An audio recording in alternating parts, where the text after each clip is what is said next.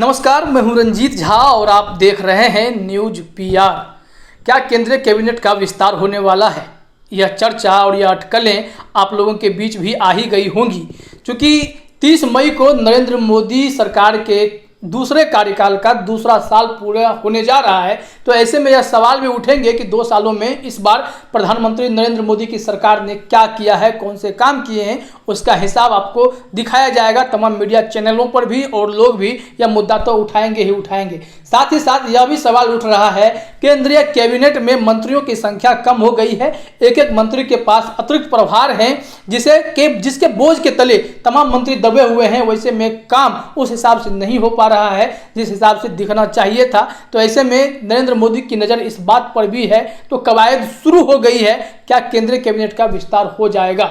वर्तमान में केंद्रीय कैबिनेट का परिदृश्य क्या है, यह भी हम आपसे चर्चा करेंगे। साथ ही साथ यह भी बताएंगे कि बिहार की भूमिका क्या होगी। क्या बिहार में जो सहयोगी दल हैं भाजपा के, उनकी भूमिका केंद्रीय कैबिनेट में भी अब दिखने वाली है? इन तमाम बिंदुओं पर हम चर्चा करने वाले हैं। सबसे पहले आपसे हम चर्चा कर लेते हैं कि वर्तमान परिदृश्य केंद्रीय कैबिनेट का क्या है। वर्तमान में अगर देखा जाए तो 21 कैबिनेट मंत्री हैं, 9 राज्य मंत्री स्वतंत्र प्रभार वाले हैं। इसके साथ ही राजकुमार सिंह, मनसुख मांडविया, जितेंद्र सिंह, किरण रिजिजू, हरदीप पुरी और श्रीपद नाइक के पास अतिरिक्त प्रभार है।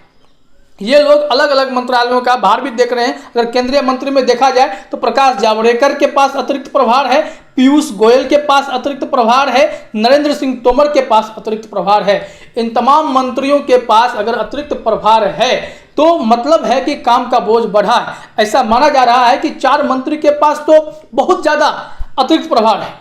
तो सबकी जो विभाग हैं उसको बांट दिया जाए जिससे काम आसान हो जाए। इस बात पर प्रधानमंत्री नरेंद्र मोदी की नज़र है। वह अमित शाह से चर्चा कर रहे होंगे, जेपी नड्डा से भी चर्चा करेंगे। लेकिन देखना यह होगा कि वर्तमान में जो केंद्रीय कैबिनेट का परिदृश्य है वो बिल्कुल अलग है। जब सरकार बनी तो सहयोगियों को जगह दी गई थी। नीतीश कुमार ने पिछले सत्र की भांति ही भाग लेने से इनकार कर दिया था, लेकिन बाकी दल तो साथ में थे। मामला गड़बड़ाया कहां पर? जैसे ही महाराष्ट्र में शिवसेना के साथ खटपट शुरू हुई तो शिवसेना ने अपने रास्ते अलग कर लिए। अरविंद सावंत उस वक्त केंद्रीय मंत्री थे जिनके पास भारी उद्योग विभाग था। प्रकाश जावड़ेकर के पास अभी वह उद्योग विभाग है, क्योंकि उन्होंने इस्तीफा दे दिया। शिवसेना की राहें बीजेपी से अलग हो गई केंद्र में। इसके बाद अगर हम देख लें अकाली दल की भी राहें अलग इसलिए हो गई, किसान बिल को लेकर के अकाली दल ने अपना रास्ता अलग किया। उन्होंने कहा हम किसानों के साथ खड़े हैं और सरकार किसानों के साथ खड़ी नहीं है। यह सवाल उठा तो हरसिमरत कौर के पास खाद्य प्रसंस्करण मंत्रालय था, उन्होंने इस्तीफा दे दिया। तो खाद्य प्रसंस्करण मंत्रालय नरेंद्र सिंह तोमर के पास चला गया। ऑलरेडी उनके पास कृषि, पंचायती राज जैसे विभाग थे, तो उन्होंने अब यह भी मंत्रालय संभाल लिया है, ग्रामीण विकास भी संभाल ही रहे हैं। तो अब देखना यह होगा कि कैसे नरेंद्र मोदी इक्वली अब एक बार फिर से अपने सहयोगियों को साथ ला पाएंगे या नहीं, या फिर बीजेपी के ही तमाम नेताओं को मंत्रिमंडल में जगह दे दी जाएगी। उदाहरण के तौर पे अगर हम देखें तो हाल ही में राज्यसभा में कई ऐसे नेताओं को शामिल किया गया है जिसे आगे चल के बड़ी जिम्मेदारी दी जा सकती है। कई राज्यों से नेताओं को दिल्ली बुला लिया गया है, कई लोग वेटिंग में खड़े हैं। सभी लोगों को उम्मीद है कि कुछ न कुछ प्रधानमंत्री उनके लिए सोच रहे होंगे। बावजूद इसके बात अगर हम बिहार की करते हैं तो बिहार में नीतीश कुमार पहले से ही अपना स्टैंड साफ कर रखे थे, पिछले सत्र में भी, इस बार भी, कि अगर हम आएंगे तो हम सिंबॉलिक रिप्रेजेंटेशन के साथ नहीं आएंगे। हमारी भूमिका इस बार और भी मजबूत है। तो हमें जो है मजबूत सत्ता पक्ष में हिस्सेदारी चाहिए, यानी केंद्रीय मंत्रिमंडल में ऐसी जगहें चाहिए, ऐसा विभाग चाहिए जिसके चलते नीतीश कुमार यह कह सकें कि हम इतनी सीटें लेकर के अगर वहाँ गए हैं तो उस हिसाब से हमें जो है विभाग दिया गया है। हालांकि उस वक्त तक कोई तैयार नहीं हुआ था, तो नरेंद्र मोदी के सामने नीतीश कुमार ने यह स्पष्ट कर दिया कि हम आपके साथ हैं, लेकिन केंद्रीय मंत्रिमंडल में हमारी पार्टी से कोई शामिल नहीं होगा। स्थितियां बदली हैं, बिहार में दबाव के मुख्यमंत्री हैं, तो इस बार केंद्र से अगर कुछ ऑफर मिलता है तो नीतीश कुमार अपने आप को मजबूत करने के लिए इस ऑफर को शायद ठुकराएंगे नहीं। इसके साथ ही साथ अगर बिहार में हम लोजपा की बात कर लेते हैं तो लोजपा से एक रामविलास पासवान का प्रतिनिधित्व वहां था। रामविलास पासवान का निधन हो गया बिहार विधानसभा चुनाव के आसपास। तो उस वक्त से ऐसा लगा कि चिराग पासवान या उनके पार्टी में से किसी एक को केंद्रीय कैबिनेट में जगह दे दी जाएगी, लेकिन ऐसा हुआ नहीं। नीतीश कुमार की नाराजगी के बाद बीजेपी भी साइलेंट हो गई और लोजपा को दरकिनार कर दिया गया। लोजपा, अकाली दल, शिवसेना, ये 3 दल वहां से साइड हो गए। तो गैर भाजपा मंत्री केंद्रीय कैबिनेट में भी है नहीं। अगर आरपीआई रामदास अठावले को अगर सिर्फ जोड़ लिया जाए तो बेसिकली भाजपा ही है। तो इन सब चीज़ों को आप समझिए। तो लोजपा अलग है, शिवसेना अलग है और अकाली दल अलग है। तो अब नरेंद्र मोदी के दिमाग में क्या चल रहा होगा कि अन्य छोटे छोटे सहयोगी दलों को भूमिका दी जाए या नहीं दी जाए। लेकिन बड़े सहयोगी दल की अगर हम बात करते हैं तो नीतीश कुमार की बात होगी, जिनके 16 सांसद हैं लोकसभा में, 5 हैं राज्यसभा में। अगर मंत्री बनाए जाने की बात होगी तो 2 कम से कम मंत्री की अगर मांग जदयू करता है तो शायद इस बार उनकी मांगें पूरी हो जाए। हालांकि सुशील कुमार मोदी को भी राज्यसभा का सांसद बनाया गया है, उन्हें भी कुछ सपने दिखाए गए होंगे, तभी वह बिहार के डिप्टी सीएम का पद छोड़ करके राज्यसभा जाने के लिए तैयार हो गए हैं। तो उनके लिए भी कुछ सोचा जा रहा होगा। बहरहाल अगर बात हम जदयू की करते हैं तो जदयू के लिए बड़ा मौका है कि इस वक्त वो जो चाहें वहाँ केंद्र में कह सकते हैं। सहयोगी दल कम हो गए हैं, जदयू साथ में तो है, केंद्रीय कैबिनेट में नहीं है।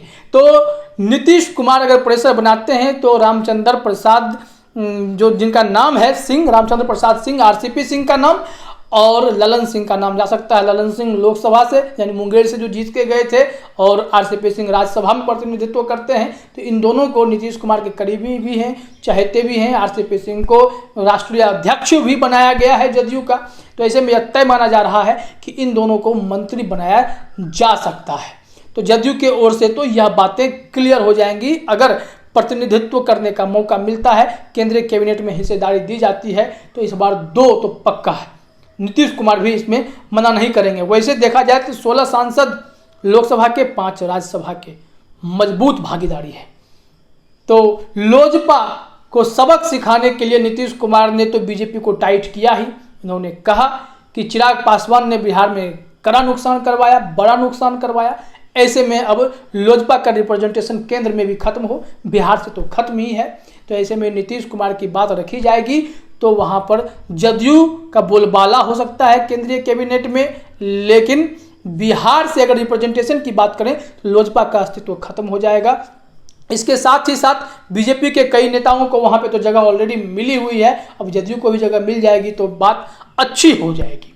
वहीं अगर देखा जाए वर्तमान स्थिति, तो मैंने आपको सारी जानकारी दी है कि किनके पास कौन सा मंत्रालय चला गया, इन सभी का बोझ कैसे कैसे कम किया जाए, इसको लेकर के विचार चल रहा होगा। साथ ही साथ एक बड़ी चर्चा की बात यह है कि लोकसभा में डिप्टी स्पीकर का पद खाली है। परंपरा के मुताबिक तो वह विपक्ष के किसी पार्टी के पास चला जाता है। ऐसे में बीजेपी चाह रही है कि यह हिस्सा कांग्रेस को ना जाकर के किसी और को जाए। इसके लिए उन्होंने बीजू जनता दल जो है वहाँ पे बात की है नवीन पटनायक से, तो वहाँ पे कोई खास पॉजिटिव रिस्पॉन्स मिला नहीं। तो ऐसे में लग रहा है कि अब कांग्रेस के ही जिम में डिप्टी स्पीकर का पद जा सकता है। लेकिन अभी तक कोई फैसला नहीं हुआ है, पिछले 2 सालों से यह मामला लटका पड़ा है। तो देखिए आगे होता क्या है। तो कुल मिलाकर कहने का मतलब यह है कि अगर केंद्रीय कैबिनेट का विस्तार होता है तो जदयू के लिए खुला ऑफर होगा और आरसीपी सिंह, रामचंद्र प्रसाद सिंह और ललन सिंह के लिए जिम्मेदारी बढ़ेगी। उन्हें केंद्रीय मंत्रिमंडल में शामिल किया जा सकता है, भले ही राज्य मंत्री बना दिया जाए। लेकिन केंद्रीय उपभोक्ता मंत्रालय की अगर बात कर लें तो लोजपा को जलाने के लिए नीतीश कुमार शायद इस मंत्रालय की भी मांग कर सकते हैं। इसके साथ ही साथ अगर देखा जाए रेल राज्य मंत्री का भी पद खाली है। सुरेश अंगड़ी के चले जाने के बाद से यह पद भी खाली है। तो यह पद भी मिल सकता है जदयू में किसी नेता को। अब आरसीपी सिंह बन जाए चाहे ललन सिंह बन जाए, यही दोनों में, बाकी जो भी सांसद हैं उनके प्रति केंद्र में कोई ऐसी जो धाक नहीं है वहाँ पे। तो यह देखा जाए तो यही 2 ऐसे नेता हैं जो नीतीश कुमार के भी करीब हैं। और कुल पद अगर देखा जाए तो यहाँ पे केंद्रीय उपभोक्ता मंत्रालय का, खाद्य प्रसंस्करण मंत्रालय का, रेल राज्य मंत्रालय का, इन तमाम चीज़ों का जो है मंत्रालय वो मिल सकता है। श्रीपद नाइक का एक्सीडेंट हो गया था तो आयुष मंत्रालय वो जब आएंगे तो संभाल लेंगे। किरण रिजिजू के पास ऑलरेडी वो मंत्रालय चल रहा है। तो ये सब चीज़ों को अगर देखा जाए तो जदयू के लिए यह अच्छी खबर है। और नरेंद्र मोदी के साथ तालमेल बना करके चलना नीतीश कुमार की भी मजबूरी है। बिहार में खुद को मजबूत भी रखना है तो केंद्र में भी मजबूती से खुद को पेश करना ही पड़ेगा। न्यूज़ PR में फिलहाल इतना ही। बाकी खबरों के लिए आप बने रहिए हमारे साथ। आपका बहुत बहुत धन्यवाद।